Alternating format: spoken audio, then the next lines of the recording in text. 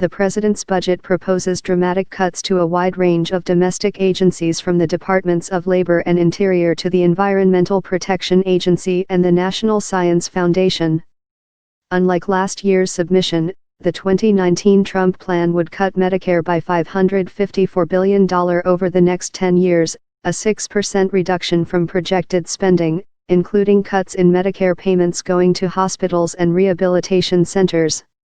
Presidential budgets are often declared dead on arrival in Congress, where lawmakers have their own ideas about spending priorities. But the documents do represent the most detailed elaboration of an administration's priorities. Tax revenue would plummet by $3.7 trillion over the 2018 to 27 decade relative to last year's baseline estimates, the budget projects.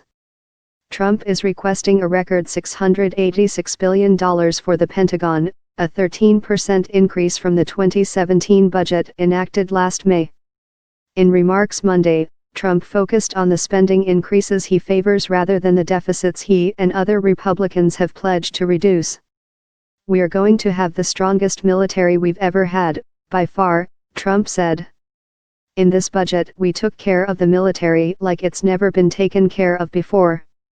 The spending spree, along with last year's tax cuts, has the deficit moving sharply higher with Republicans in control of Washington.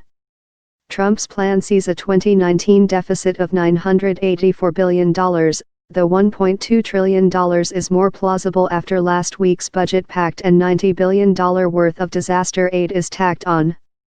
That's more than double the 2019 deficit the administration promised last year. All told, the new budget sees accumulating deficits of $7.2 trillion over the coming decade. Trump's plan last year projected a 10-year shortfall of $3.2 trillion. "In 1 year of working together, we have laid the foundation for a new era of American greatness," Trump said in the budget message accompanying his spending document. "America is back to winning again. A great spirit of optimism continues to sweep across our nation."